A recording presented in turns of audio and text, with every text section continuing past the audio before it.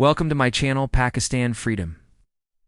And today I have something very special for all of our viewers, especially for those who are not aware of the complete history of Pakistan. Before talking about the creation of Pakistan, we need to know what was happening in the world during that time. We need to know about two world wars and their impact on the subcontinent. In 1914, the First World War started. During the war, the British needed soldiers, and they got them from the Indian subcontinent. The British exploited the Indians by not giving them enough weapons and by making them walk barefoot.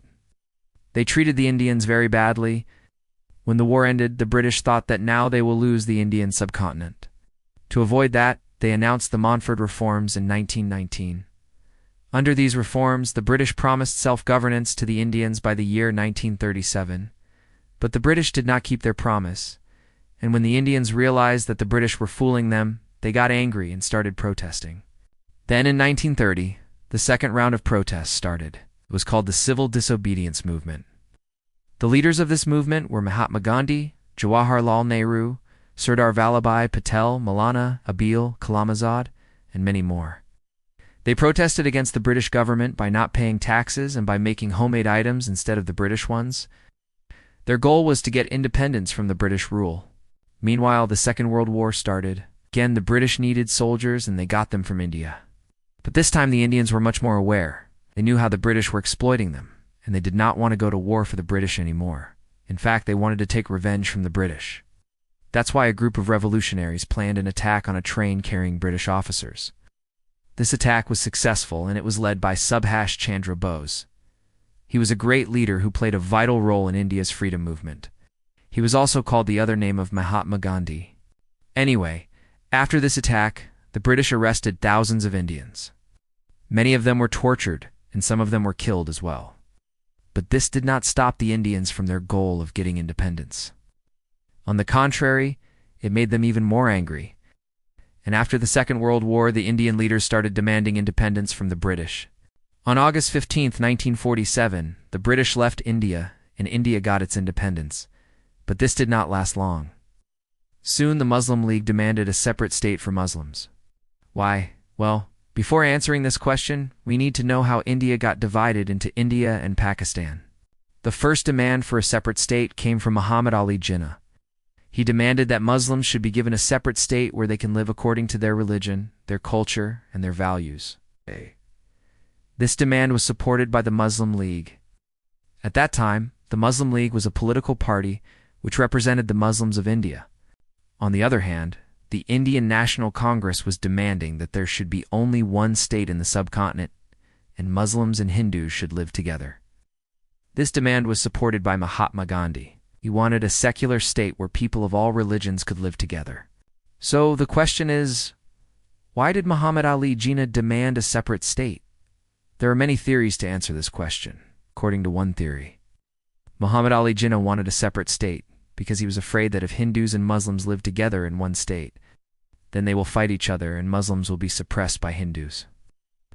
According to another theory, Muhammad Ali Jinnah wanted a separate state because he thought that Muslims and Hindus cannot live together. He believed that they have different cultures, different values, and that would cause problems in the future. Whatever the reason was, Muhammad Ali Jinnah kept asking for a separate state for Muslims. But the Indian leaders did not agree to this demand. They thought that India should be a secular state, and there should be only one state in the subcontinent. Finally, on June 3, 1947, the British announced that India will be divided into two states, India and Pakistan. India will be a secular state, and Pakistan will be an Islamic state. This announcement was made by Lord Mountbatten. He was the last viceroy of India. When this news reached the people, they went crazy. The Muslims were celebrating while the Hindus were crying. Some people even said that India has made a big mistake. They should have given Pakistan a bigger part of the country. Anyway, on August 14, 1947, Pakistan was officially born. The first Prime Minister of Pakistan was Liaquat Ali Khan, and the first President of Pakistan was Iskandar Mirza. When Pakistan was created, millions of Muslims were living in India, and millions of Hindus were living in Pakistan. So the question is, what happened to them? Well, this is the sad part of the story. When Pakistan and India were separated, The people of both countries had to decide whether they want to live in India or in Pakistan. If they chose to stay in India, then they were called the refugees. On the other hand, if they chose to stay in Pakistan, then they were called the migrants. Millions of people had to leave their homes and migrate to other places.